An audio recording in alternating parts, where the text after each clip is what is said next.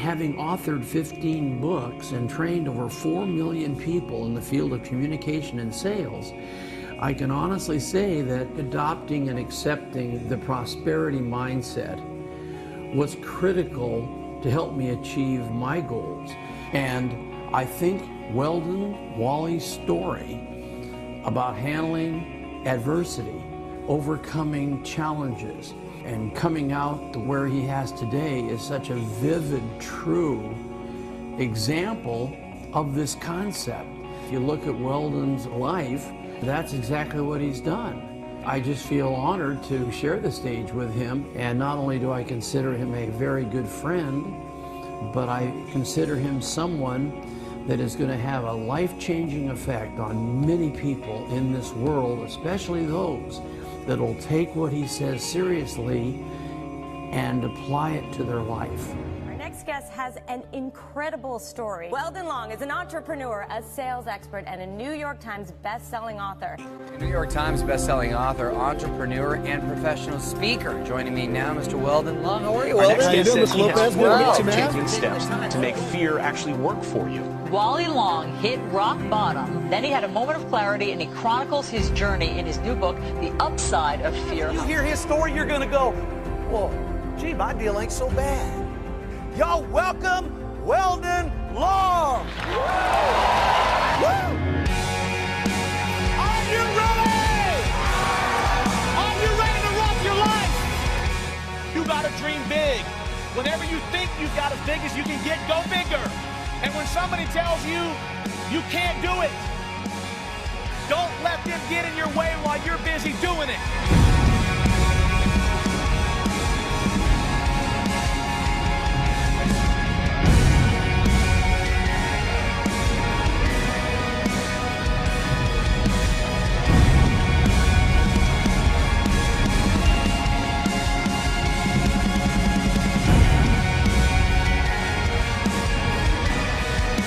Everything that you need to do to build a life of success and wealth and prosperity, it's easy. It's just a little bit easier not to.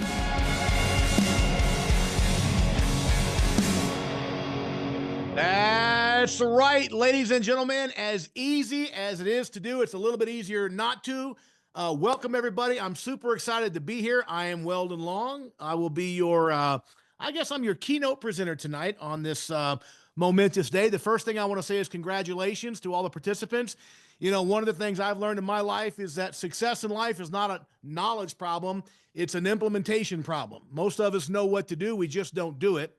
And as Will Rogers famously said, that even if you're on the right track in life, you get run over if you just sit there. It's about taking action. And that's what you have done through the course of this program, 8 weeks or 12 weeks. I can't remember exactly what Ali said, but you know, you put the effort and you finish the deal. And I'm going to tell you something, in business, as an entrepreneur, I cannot tell you the hundreds, the thousands of people that I've spoken to over the years, the last 2.5 decades, that they almost did it. They almost finished. And one of the things you have to remember is that you've got to finish the deal. And that's what you've done. So congratulations on that, because I'm going to tell you something, the ability to start something and see it to fruition, to see it to completion, to finish the freaking deal. That's what it's all about.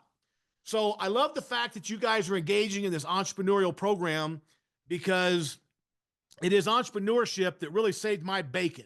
I've owned probably 7 or 8 companies in the last 20 years. I own 7 or 8 right now. And, you know, I'm kind of the serial entrepreneur. I'm not an operator. I don't like to be in businesses long-term. I like to start them. I like to set them on fire. I like to grow them, and then I sell them, right? So I look at, especially with folks with a background of some sort, we'll talk about mine here in a minute. There's not tons of opportunities out there for us at IBM and Comcast and whatever. So we got to make our own way. We got to get up every day and work on our own on our own dream. And I think that's really, really important. And you know what's ironic to me today? I'm 61 years old. As I look back on my younger self and my middle-aged 30s and 40s self and my 50s, most of the companies, in fact, I would dare say all of the companies that would never hire me because of my background, and I'm talking about FedEx and Comcast and Farmers and Allstate, it goes on and on and on. None of those companies would have hired me because of my background. They would not hire me to come in and sweep the floors in their warehouses or their office buildings. And yet today they pay me ridiculous sums of money to come in and tell the same story that prevented them from hiring me, right? So that is how things have come full circle in my life. And that's all about getting things done. That's what we're going to talk about tonight with respect to your career, your life as an entrepreneur, as you move forward through, whatever challenges you may face and that type of thing. I've written 3 books, kind of talked about those. The Power of Consistency we're going to talk about tonight, which is the one there on the right. It's about the mindset to be successful in business. I've written 2 other books, one about my life story.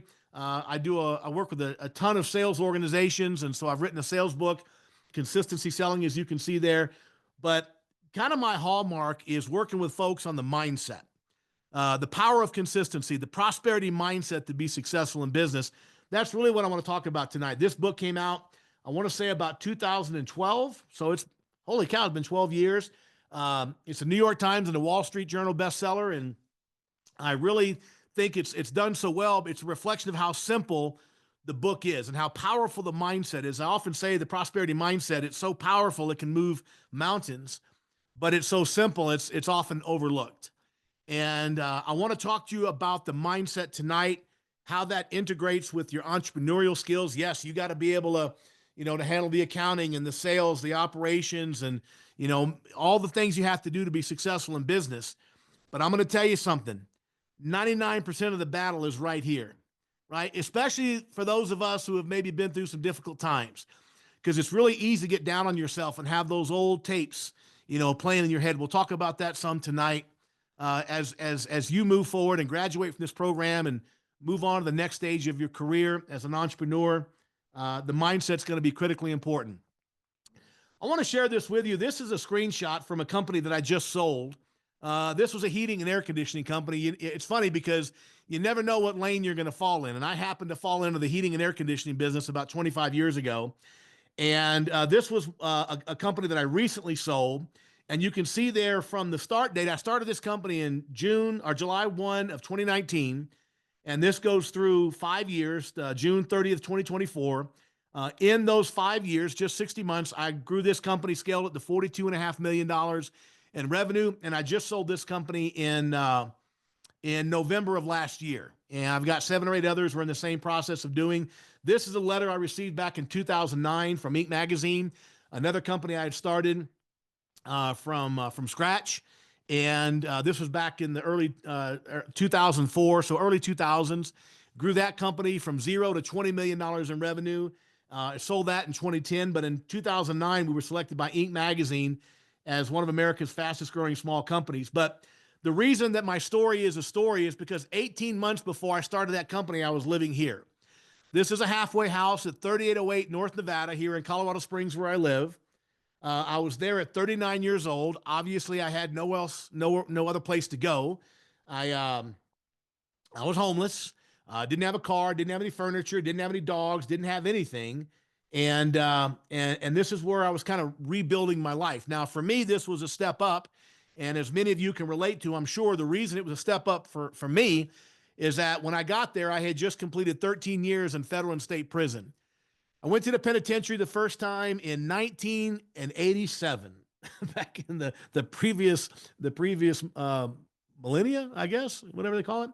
I was 23 years old. I pulled a gun on a guy one night with another guy pitched up hitchhiking, and we got charged with crime of violence, attempted murder, and armed robbery. And despite the fact that 23 years old in 1987, I'd never been in any serious trouble before in my life, but because of the nature of the offense, the judge gave me 10 years, and they sentenced me right here. The first place I went here, they call it territorial because it was the penitentiary that Colorado built when it was still a territory back in the 1870s. And it was straight up Shawshank Redemption. So at 23 years old, I walked in there, did about 4.5 years. They kicked me loose. I was rehabilitated according to the Department of Corrections. And at 27 years old, I got out. Now, when I got out, I was still a high school dropout. I dropped out of high school in 9th grade. Now I'm a convicted felon. And I began the very dangerous process of defining myself as this kind of loser, this convict. And I started the very dangerous process, not realizing the impact it would have on my future. But I began to define myself as this guy. And it will come as no great shock to you. I'm sure many of you have been through the same cycle. 2 years later, I was back in the penitentiary, this time for just 2 years on a parole violation and a gun charge. So at 30 years old, I'm back on the streets a second time. Now I'm a 2-time convicted felon, still a 9th grade high school dropout, no skills, no education, no trade, no nothing. And fell in with some guys doing some sketchy telemarketing out of Las Vegas. And within 2 years, I was back in the penitentiary a third time in 1996, this time on federal charges on money laundering and mail fraud around the telemarketing. And they sentenced me to the federal prison system, the Bureau of Prisons, and I was there for a number of years. Now, fortunately, it was during that last stay that I finally got a clue. I finally kind of woke up and saw what I was doing with my life. On June 10th of 96, my father died. I was in prison for the third time, and the realization that my father went to his grave with me in prison again was my wake-up call. I was 32 years old. Now, I had 7 years to do, and I made a decision to change the course of my life, and that's what I did. After 13 years in places like this, from 1987 to 2003, which is roughly 16 years, I did 13 of those years in places like this, places you're probably very familiar with. And my life today, Weldon? Yeah.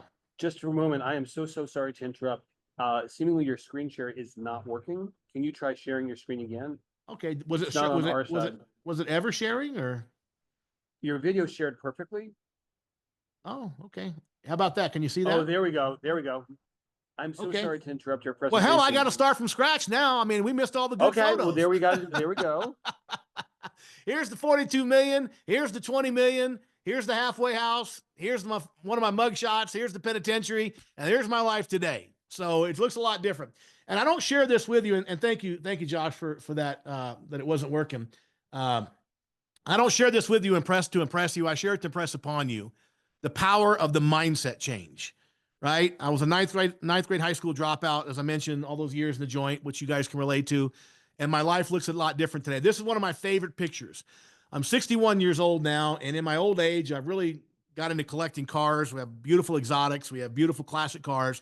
And this is one my wife and I, it's funny. My wife and I met in 2012 when my second book was hitting the New York Times bestsellers list, right? And so she obviously knows about my life. She read my first book before she decided to date me. But she had never really seen the places where I spent time. And so this is only about an hour away from our house today down in Canyon City. This is the same prison from that mugshot picture earlier. This is about 4 blocks away at the other end. But I love this picture because the juxtaposition of me in this car, and if you could throw a rock from that car over that guard tower right there, you would hit the cell house I was living in 1987 and 1988. And so I just love the 40 years ago behind those walls and today. And it just goes to show what's possible. My family today, obviously, I'm a very blessed and a very fortunate man to have the beautiful family and the business success I've had. But I want to talk to you today about why it happened, because that's what it's all about. And it's all about this right here, the prosperity mindset. When my dad died in 1996, I made a commitment to change the course of my life. And I began reading books. It was all I knew what to do. I didn't know where to start.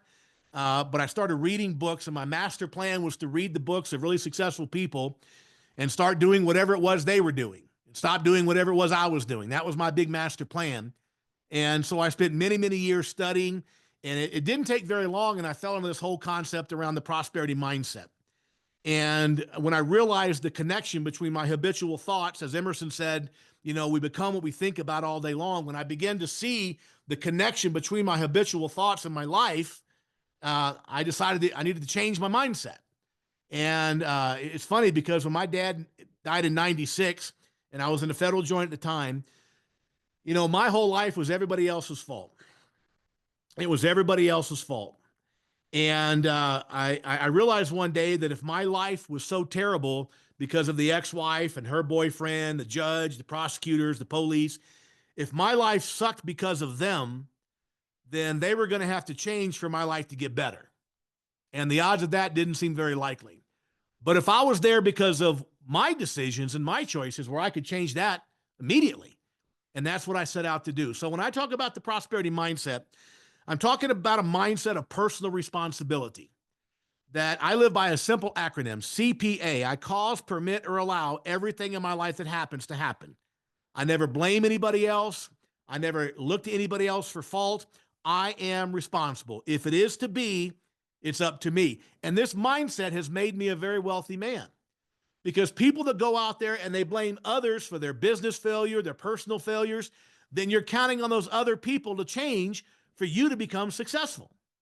And I'm going to tell you something, just to be frank with you, in the penitentiary, there's a lot of folks not taking responsibility for their lives. How many times have we heard, oh, she made me do it. What else could I have done? I had no choice. It's all BS. We always have a choice. And that choice, that decision, will determine the outcome, the quality of the outcome, not the thing that happened, but the quality of the decision. So when I talk about the prosperity mindset, I'm talking about a mindset of personal responsibility. I'm talking about a mindset that is geared and programmed to thrive in the face of adversity. You're going to face challenges. You've already faced challenges. You've had your teeth kicked in. You've been lied to. You've been betrayed. You've been mistreated. And if we're perfectly honest, we've done plenty of lying and mistreating and betraying of our own. If we're completely honest about who we are, we've all made mistakes. And the key to this thing is to acknowledge this, to accept responsibility, and to make a commitment to do better moving forward. So I want to talk to you about this mindset real quick, because it is the thing that will determine your success in your personal and professional life. This little wheel right here is the basis of my book, The Power of Consistency, which is the one that hit the New York Times and Wall Street Journal bestsellers list. And I think the reason it's done so well is because it's just a very powerful, simple idea. When you have a thought, any thought, and neuroscientists estimate that you have 30,000 thoughts a day, 30,000 little choices every single day. And when you have that thought, it sends an impulse across your brain to a part of your brain called the hypothalamus. When the hypothalamus gets that impulse, it secretes a chemical that triggers the corresponding emotion. Now, notice I said corresponding emotion.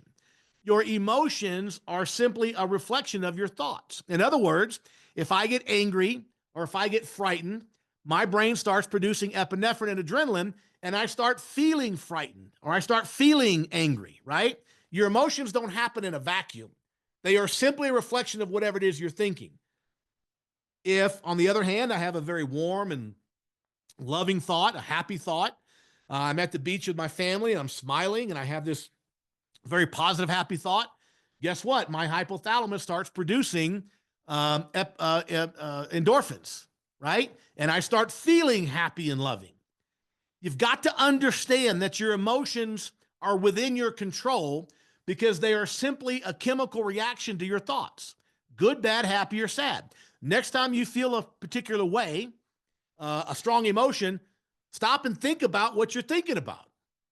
Because what you're thinking about is creating those emotions for better or for worse. They can be very negative emotions from negative thoughts or very positive emotions from positive thoughts. Now, once I have those emotions, those drive some behaviors, and those behaviors, of course, produce the results.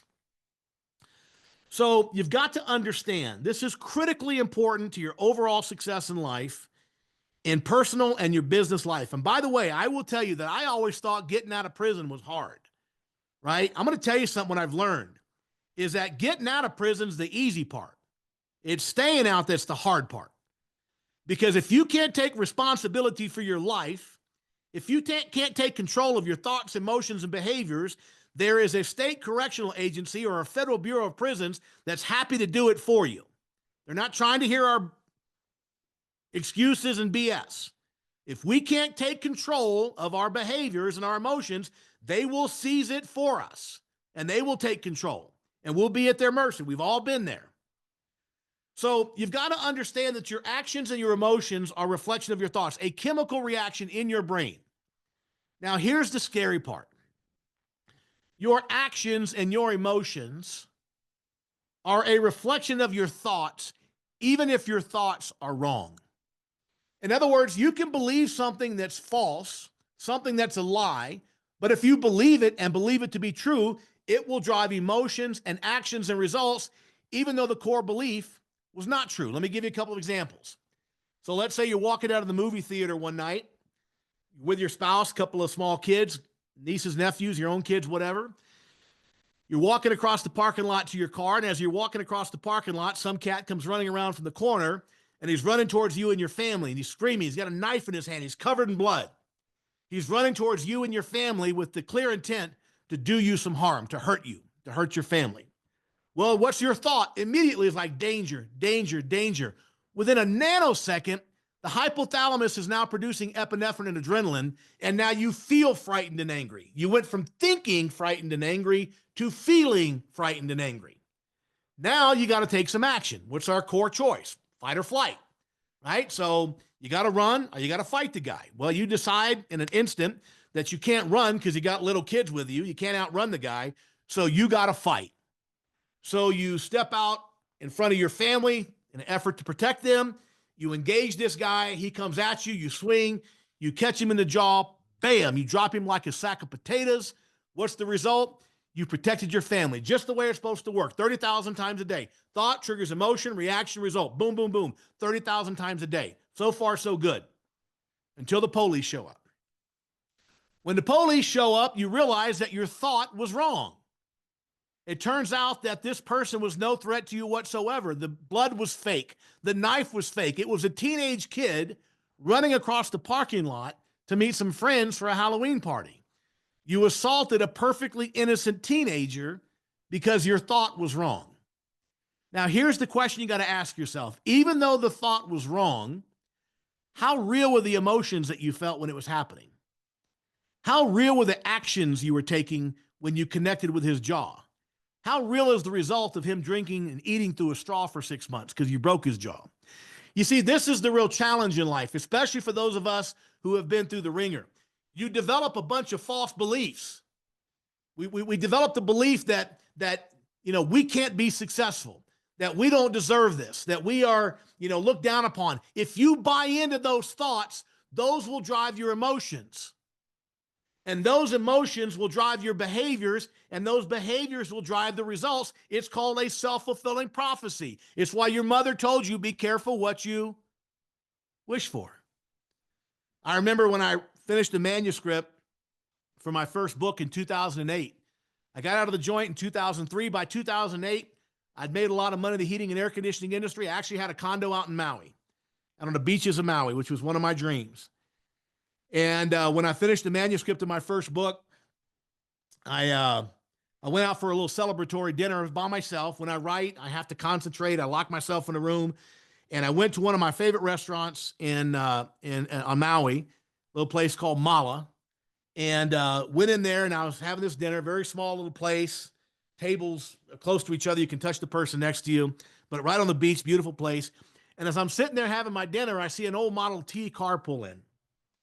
And out of this Model T steps Mick Fleetwood, the drummer from Fleetwood Mac. Now, I've been a drummer my whole life. When I was a kid, a teenager, the album Rumors came out. I'm a big Fleetwood Mac fan, big Mick Fleetwood fan.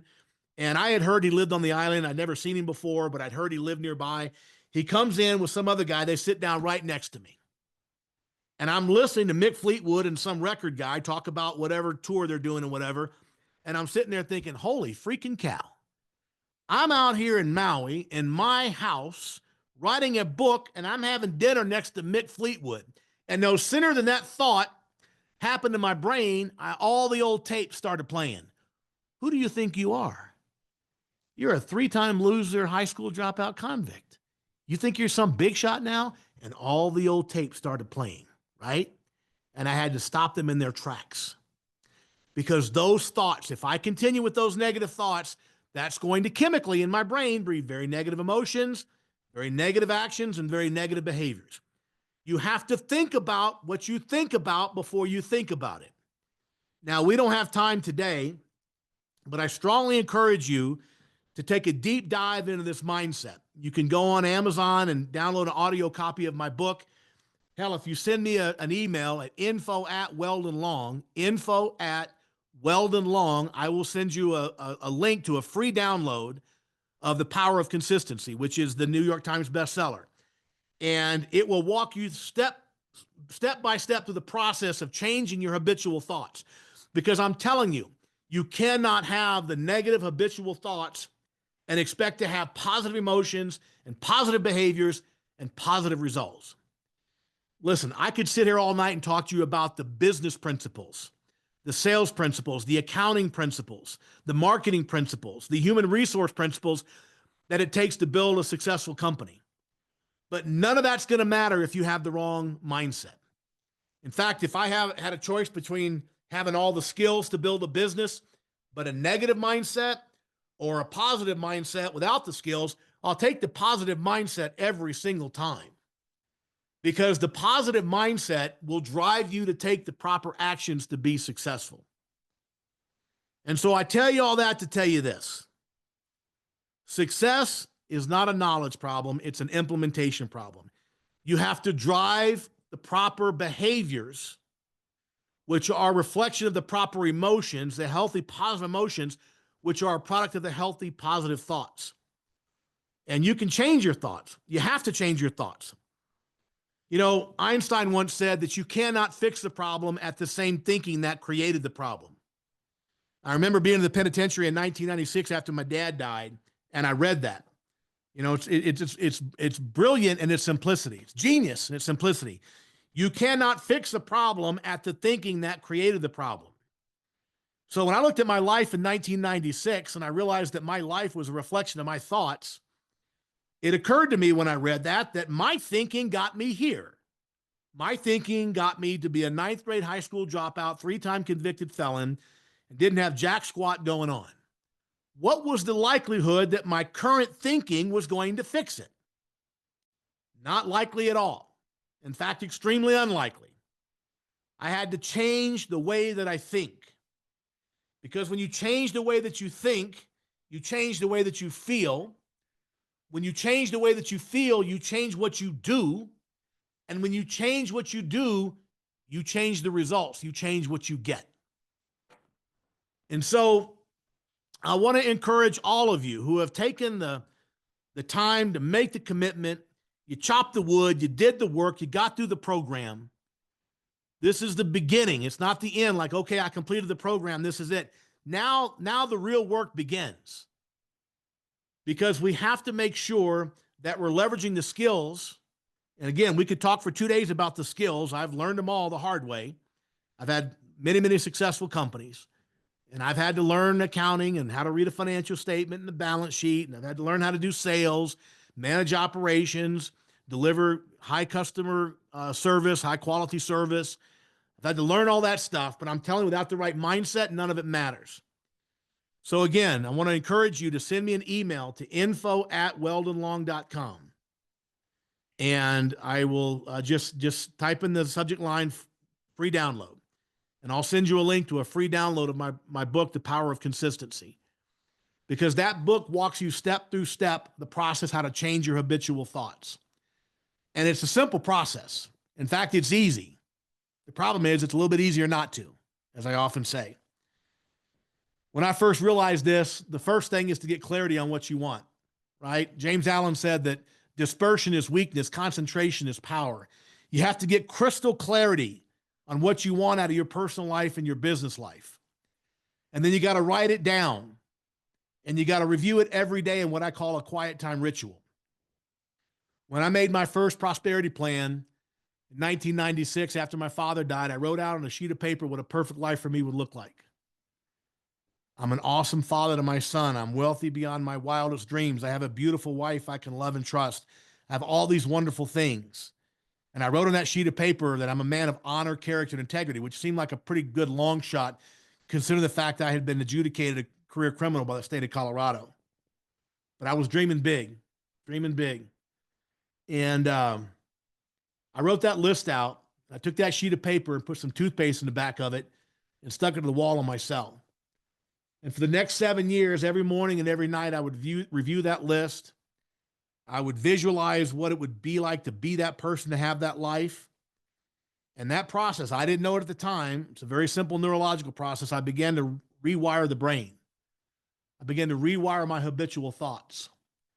My habitual thoughts, as they began to change, started driving habitual emotions that were positive, habitual behaviors that were positive, and habitual results that are positive. So as you set out on this journey to go from educating yourself to implementing what you've learned, you've got to consider the prosperity mindset. Because no matter how skilled you are, how talented you are, with the wrong mindset, the mindset of blaming people and making excuses and thinking negative thoughts and negative expectations, that will destroy you.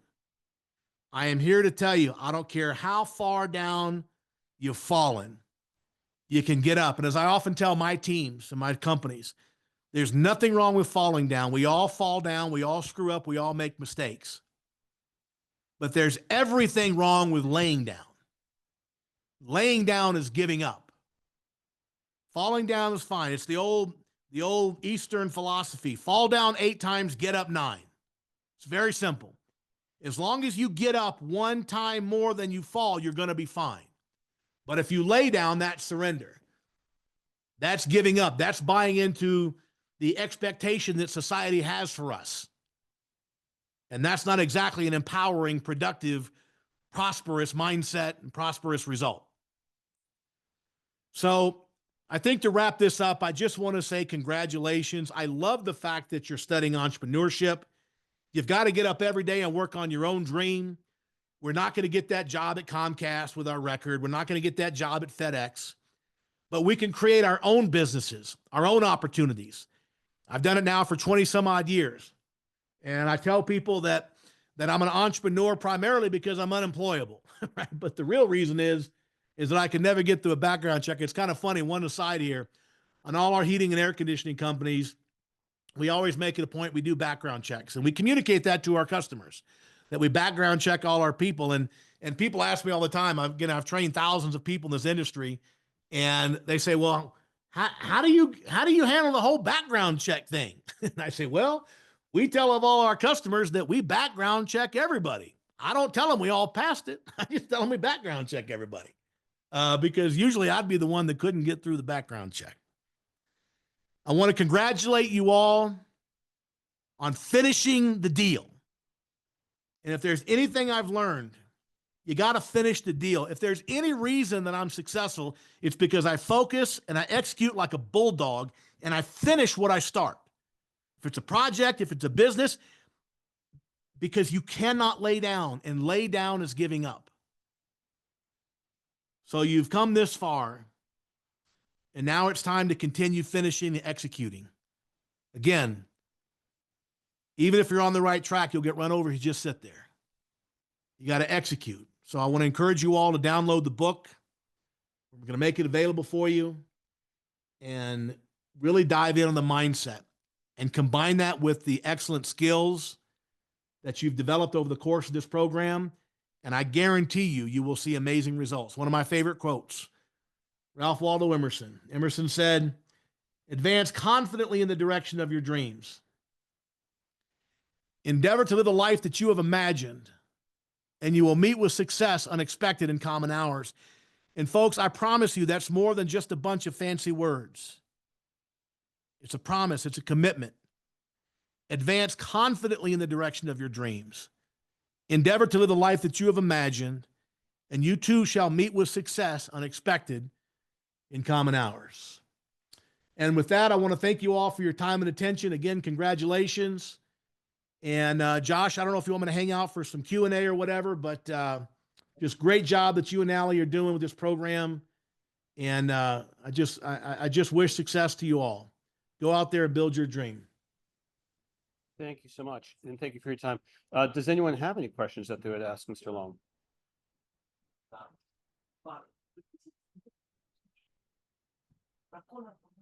We've never done a Q&A before, Well, I always say, Josh, if there's no questions, I either A, did a great job, or nobody gives a shit. So we're going to assume I did a great job. Yes, that's for sure. Hold on 1 second. We have our first question. I've got some applause up there from Rosalind. Thank you, Rosalind.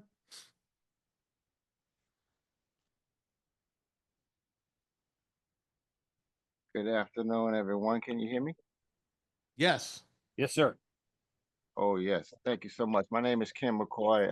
Weldon Long. I appreciate you being here. Thank you so much for your passion, what you provide to the public. And I don't know how many other people are meeting you for the first time, but usually when you meet people for the first time, you don't get a personalized, enthusiastic, full-on opportunity to talk to them. They're either signing the book and getting on the plane, or you can't get backstage, or you don't have the lanyard, all that. So I thank you for being publicly available to the pocket of folks that people don't tend to invest in.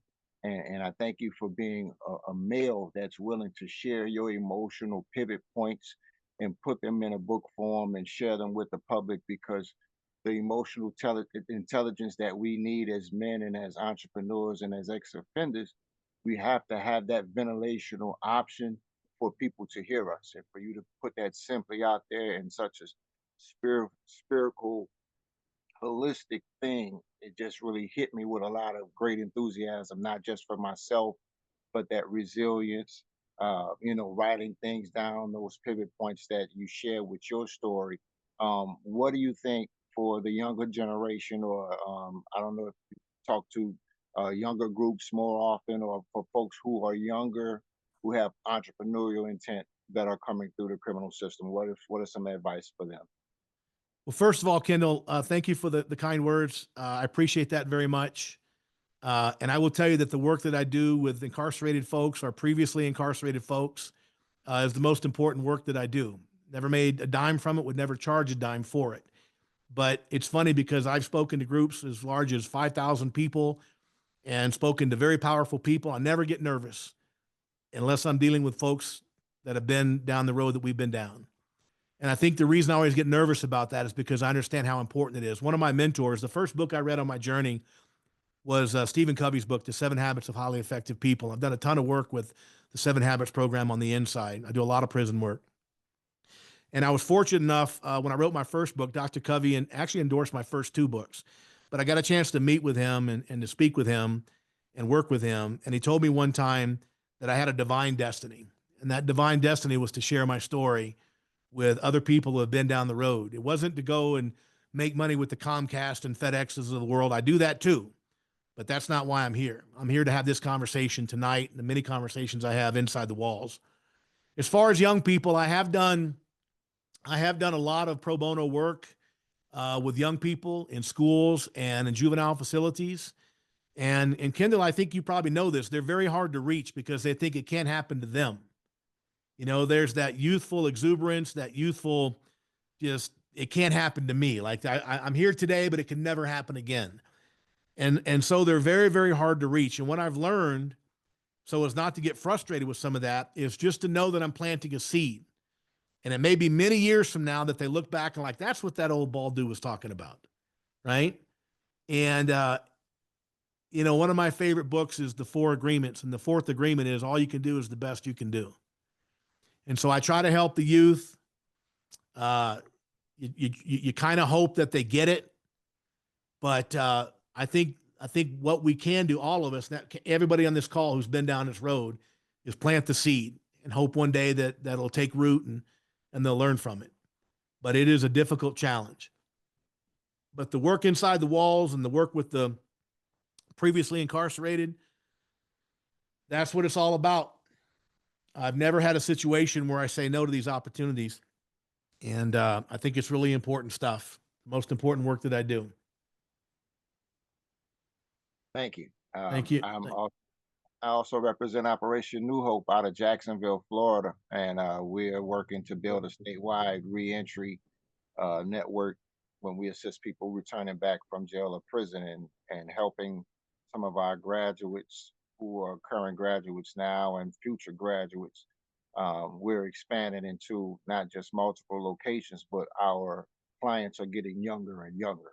So I wanted to hear that perspective from you based on the entrepreneurial spirit they may have, and especially now how digital a young person can start a business very fast. And for folks Hmm. who may not have those skills, we can learn those skills very fast too. So there's Yep. an interplay that I'm very interested in with that entrepreneur piece to it. So I thank you for helping me You with know, that. it's interesting, Kendall, because I'm sure you've seen the same thing. I've met so many talented, bright young men walking prison yards that had the skills and the talent to build organizations, to lead people.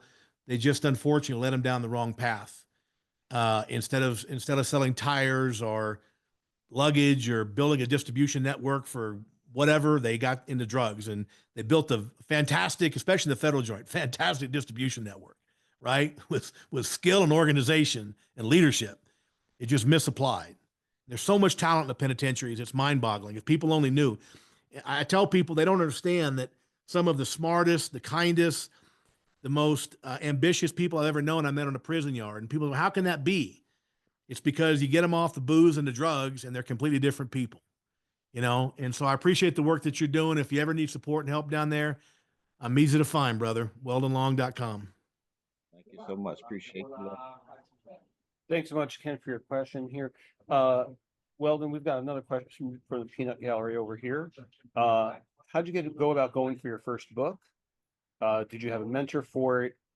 Is there a publishing program you use on the internet? But yeah, how did you go No, about that's a great telling the story question. in book form? So the irony is, the first time I tried to take a college course for writing when I was in the penitentiary, they wouldn't even let me take the English course. I wanted to take an English writing course. They wouldn't let me take it because I couldn't pass the basic grammar entrance exam. So they put me in some remedial classes to learn basic grammar. And the irony of that is today I've written 3 books, including a New York Times bestseller. I write all my books myself. And I like that lesson because it shows you can learn to do anything. So I learned how to write a book I had no mentors per se. I read books about how to write a book. You know, whenever I'm doing something, I break it down to its essence. Like, I want to write a book. Well, I guess I should read a book about how to write a book. And I learned how to write a book. And then I was very fortunate that I had made a significant amount of income in the heating and air conditioning business. So I self-published my first book.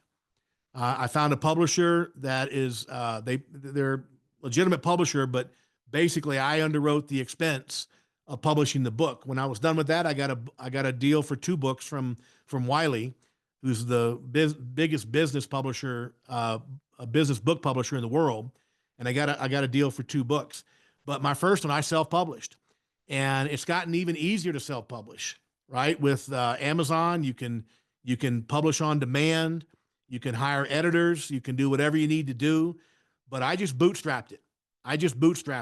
And I felt like I had to tell this story. My first book is a book called The Upside of Fear, which is kind of my whole story of the first 25 years and then how the changes and blah, blah, blah. And that book, when I released it, again, self-published, it was Writer's Digest Best Independent Book of the Year. And the New York Book Festival Best Autobiography of the Year in the year it came out, which I believe was 2009. So it just goes to show that if you want it bad enough, I had to work in my HVAC business to make the money to publish that book, but I was not going to be denied. I had made that decision that there would be no more excuses. There'd be no more holding back. I was going to do whatever I had to do to build the life that I wanted. And so I worked and I self-published my first book. Outstanding and great story on that. As being an instructor here, I come across a lot of folks who are looking to write their book, and almost to the point to where when I hear that line, it's kind of like the 2 things that a lot of people come into home want to do is one, start a nonprofit, and the other is write a book. How do you go about telling, when you were writing your story, what was the secret sauce that you had in that book that made it more compelling? Yeah. Because again, everyone's got a story. Great. What makes people want to pay money to hear your story versus obviously the big delineators, a lot of people that come home don't have the motivation to get the money to self-publish. Yeah. You know firsthand that it's hard to get published. Wiley was only too happy to write the check after you wrote your first book. Right. Once you build a platform, they're happy to do it. But that's exactly right. I used to work in publishing for okay, you one know of them. Wiley's competitors. Yeah. I used to work for Pearson, which is the parent company at the time to Penguin Putnam, which is Yeah. now, but yeah, I'm dating myself to my bald head. But, Well, yeah. what What's the secret sauce? yeah, the secret sauce is to write the damn book. I can't tell you how many people have come up to me and said, man, I've got 3 books, 75% finished. It's about finishing the deal. Like every other successful endeavor, it's about finishing. When I write, writing is the most difficult thing I've ever done as far as work. It takes an enormous amount of concentration and effort for me. It does not come to me naturally.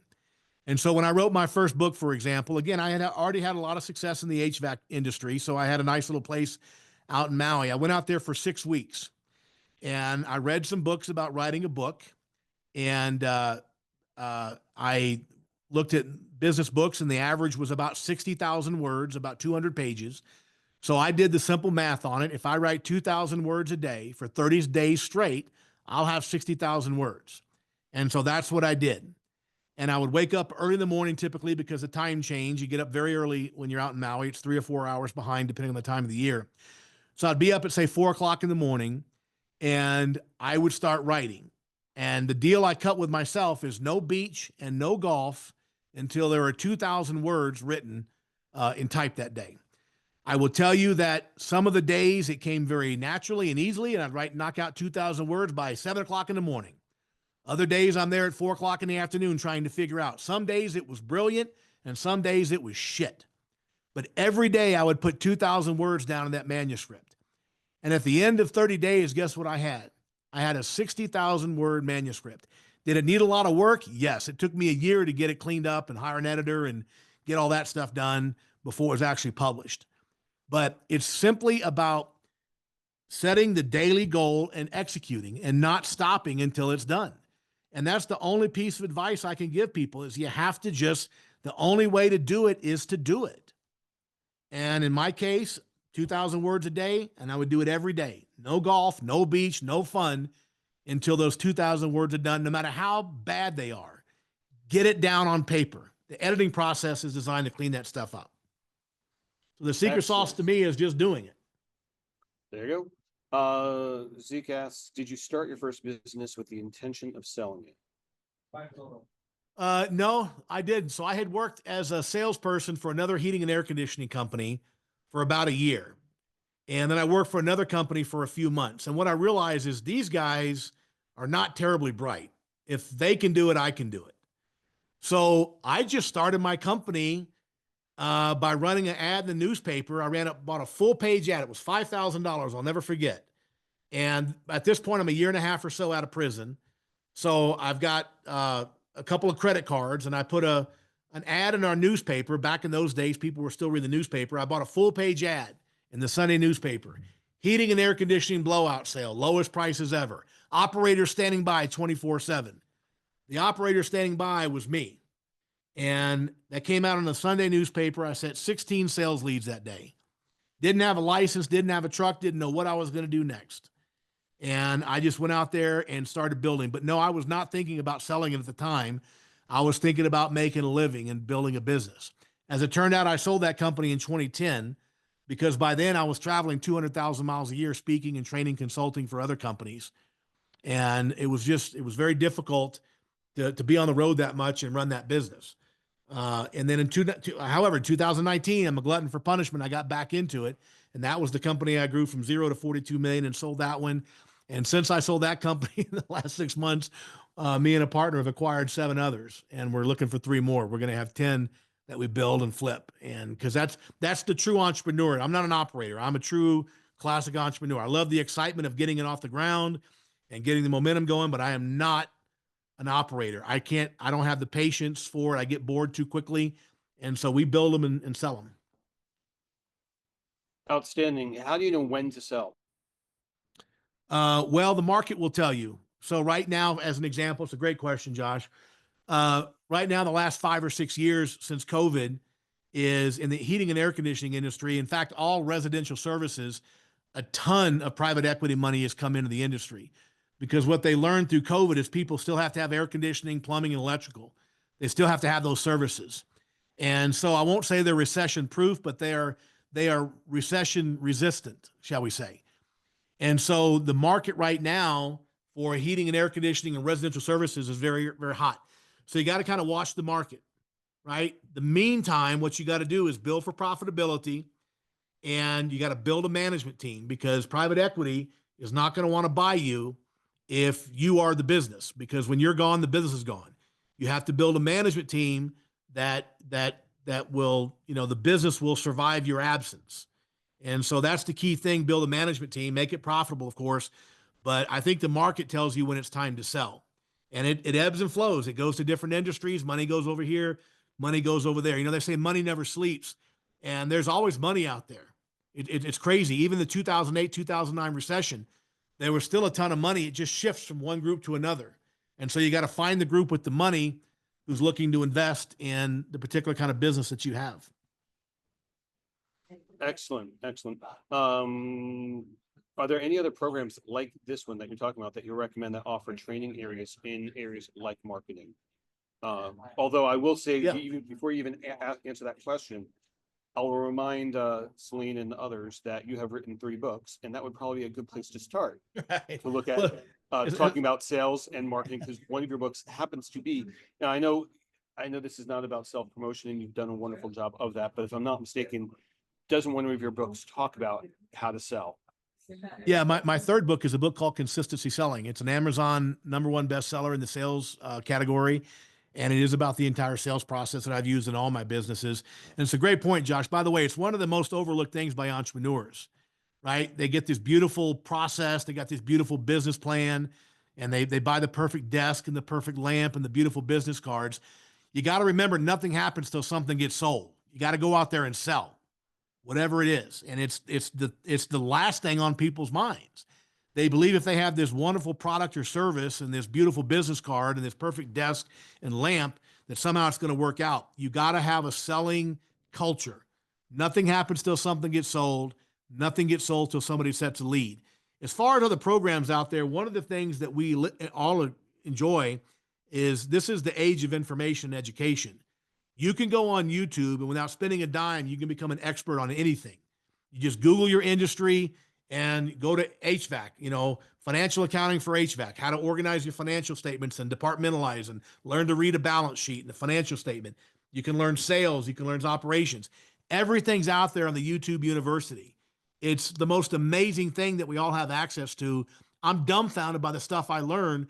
I am fully convinced, not that I would be interested in being a brain surgeon, because I don't like the sight of blood, but if I wanted to become a brain surgeon, I fully believe that I could become a brain surgeon by watching YouTube videos. It's all out there. Everything's out there. The whole universe, the whole university is out there. The access we have to education information today is unlike any time in the history of mankind. Outstanding. In your book, would you say that you talk about marketing as well as sales?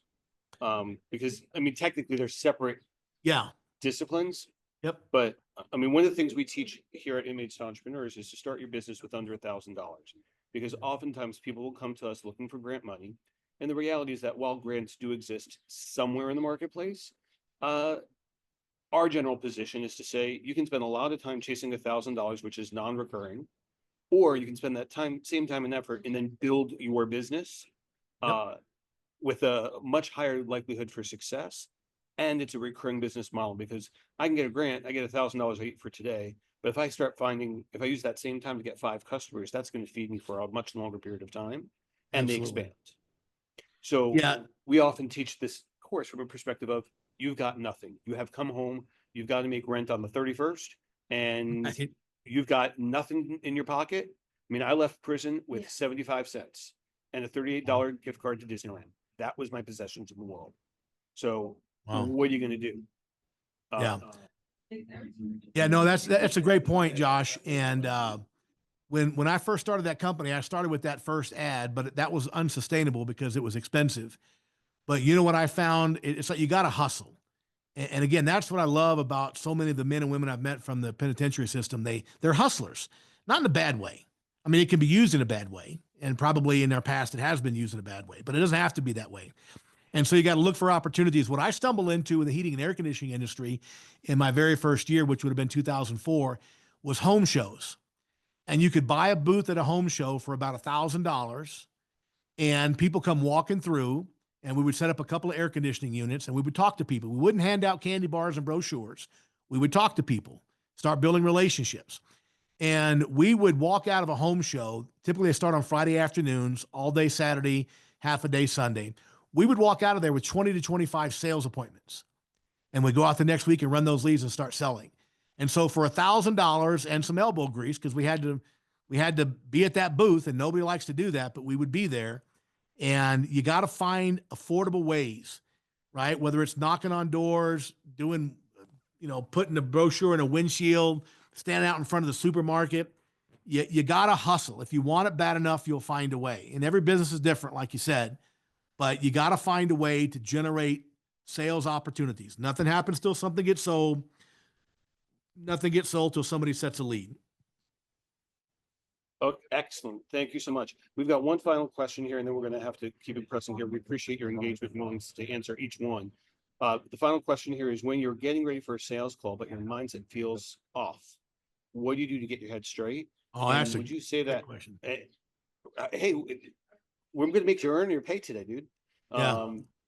And is your mindset more important than sales skill? 100%. 100% mindset's more important.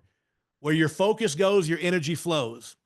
You ever had a situation where you're standing there and somebody walks up behind you and you don't see them, but you feel them?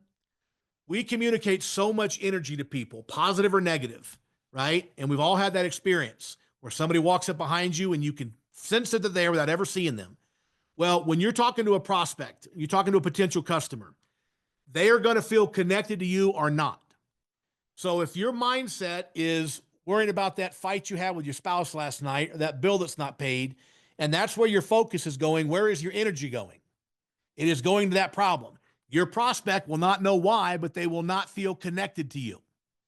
You have to focus on every prospect with 100% of your energy and effort. That's all that matters in that moment. That problem will be there when you're done. You have to focus. Dispersion is weakness. Concentration is power. James Allen said that 150 years ago. Where your focus goes, your energy flows. You have to engage and focus on every sales opportunity with that particular prospect. Everything else has to be by the wayside. Because if you don't, they're going to feel disconnected from you. And people don't buy from people they don't like. They got to feel connected to you. Relationship building is the single most important thing in sales. And I tell people that, at the end of the sales presentation, you want people to take your advice, your recommendations, but that will depend on the level of trust. The level of trust will depend on the level of relationship, and the level of relationship will depend on the level of energy and effort we put into it. You have to focus on every opportunity singularly, like hyper-focus, communicate your energy. They will connect with you. And if they connect with you, they will buy from you.